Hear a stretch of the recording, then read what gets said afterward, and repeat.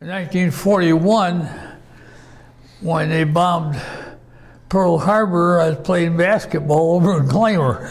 Went through engine school and everything at the Ford plant.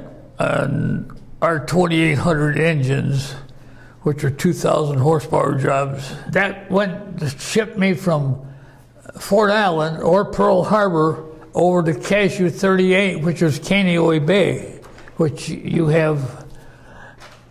And then I was there for 20 months at Kaneohe Bay, which was a carrier aircraft service unit, which took care of aircraft that come off the Yorktown and some of the carriers that come into Pearl Harbor. But they said that the CASU was just opening up and they needed somebody to set up a supply area for F-6F fighters and your dive bombers and all those. And I said, well, I'm not a storekeeper. I said, I'm an aircraft mechanic. And they said, yes, but you went through school and you know all the parts and you come out of there with a 3.85. And they said, you know the parts, you know the aircraft, and you know them all. Where a storekeeper doesn't know a valve from a spark plug. I volunteered to go to Yorktown, but they pulled my name. They wouldn't let me. They said, we need you right here. So I was right there for 20 months. Well, I set up the supply department for all these different aircraft, and just like Napa type of thing, Napa. Right.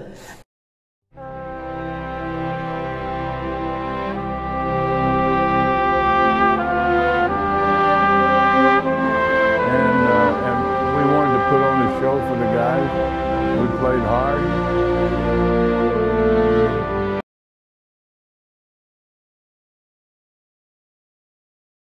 I did very well in high school. I didn't see any baseball until I got down to Norfolk. The year was 1943, and Eddie Robinson was playing baseball for the Norfolk Naval Training Station Blue Jackets. All the time we figured we had to play well, or we'd get sent to sea. The Blue Jackets had a lineup filled with some of the day's best. Players like Yankee great Phil Rizzuto, Boston Red Sox center fielder Dom DiMaggio, St. Louis Cardinals outfielder Don Padgett, and Detroit Tigers pitcher Fred Hutchinson. Another military team, the Naval Station Airmen, was loaded with top-flight pitchers like Brooklyn's Hugh Casey, Chicago's Ralph Hamler, and Boston's Jack Robinson. And with Pee Wee Reese as their shortstop. The name of Worthington, who used to play with Syracuse 100 years ago,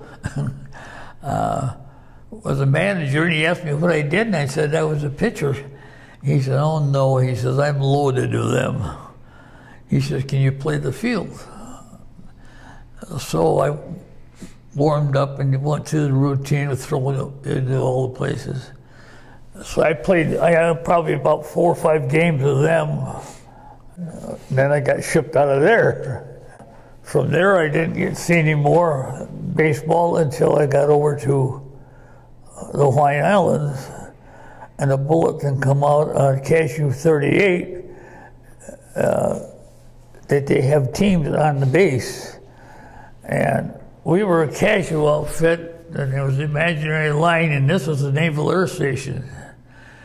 We worked no shirts or anything like that. These guys were all military. Don't cross that line. But anyway, so we got our own team, and there was about six other teams within the base, and we won that championship. I pitched that game against the Army team, and we won that. And after the game, these 2 men come walking out to me, and he said they'd like to talk to me. And their names was Schumacher and Gonzalez, both Red Sox men, and wanted to know if I wanted to play with the station team next year. So I went out for it, and I felt about like that. Burly Bradish.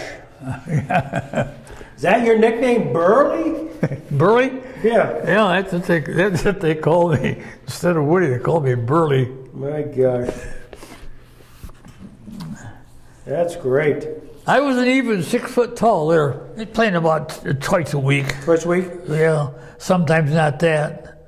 And of course, the independents, those guys, most of those guys are over there as athletic directors. Hugh Casey and Johnny Mize and wow, and Sherry Robertson and Bob Usher, Marv Felderman from the Cubs. We had eight major leaguers there. On the base? Huh? On the base with you, on the team? Yeah. Wow. So naturally I was the rookie, Yeah. We had a good ball club. But like I say, I didn't get hardly ever to play that much. I relief pitched a couple, 3 games is all. The one game, Ferrick, who was Cleveland, and Casey both had sore arms. So they went to the bench, and they took 3 of us out, warmed us up, and Felderman, who was the catcher, came in and they said, Woody ran on the stick today.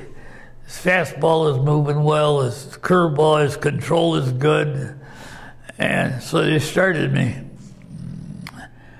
And wouldn't you know, everything I threw they hit. Bleeders. Yeah. And they got 7 runs off me the first inning. Of course, I probably was a little out of my league, too. But we used all our pitchers that day, and we just got stomped. At one game I was in, relief. Geez, I can't remember who it was, stole second base on me standing up. Oh, holy gee.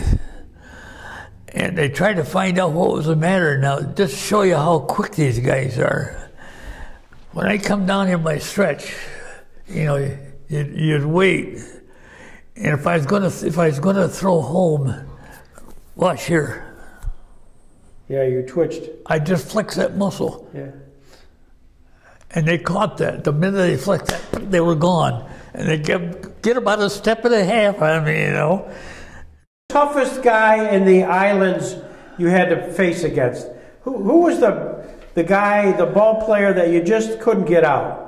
Couldn't what? Couldn't get out. Just the toughest. Oh, a lot of them. Here's Johnny Mize. Yeah. Hall of Famer. Huh? Nice guy.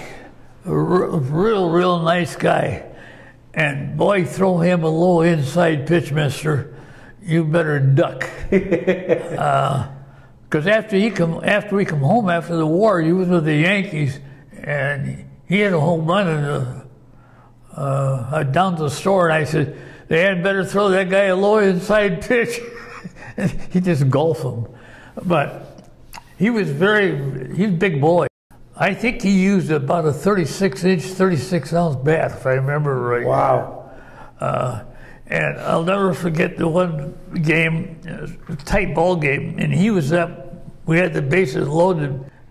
He would have got a walk, but the pitch come in, and the umpire called it a strike, and he just stepped out, spit a little tobacco juice, and took it to the bat.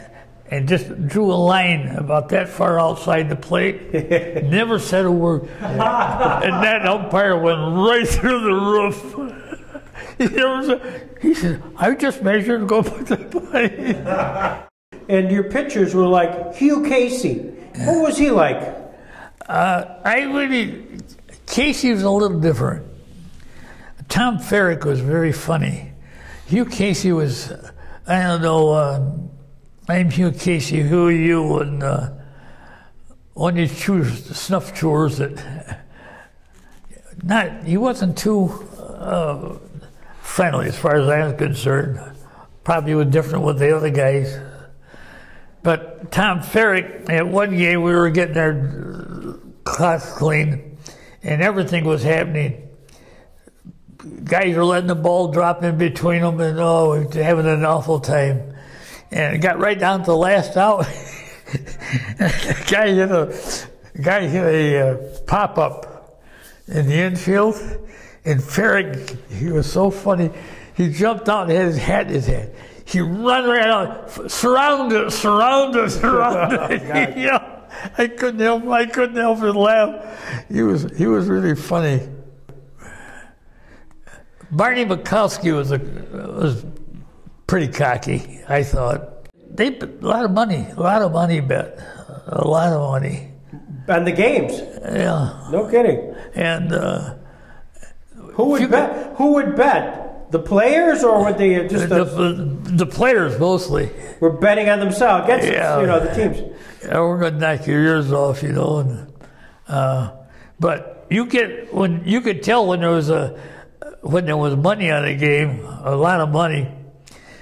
The pitcher get two solid hits. I mean, line drives or base hits. I mean, two hit right on the nose, you were out of there.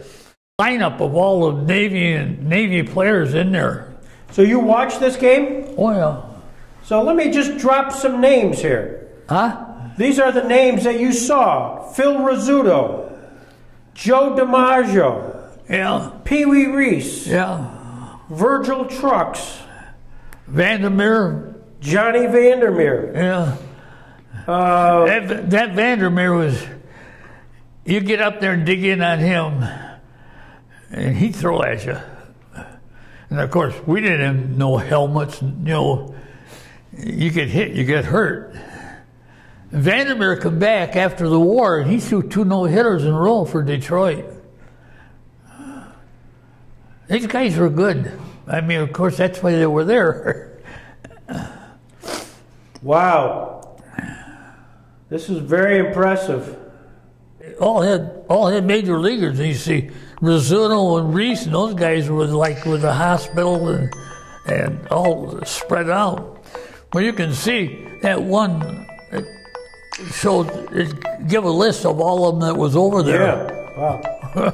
Unbelievable. Oh, I tell you, everybody said, "Oh, did you play that?" I said, "I was on the bench,"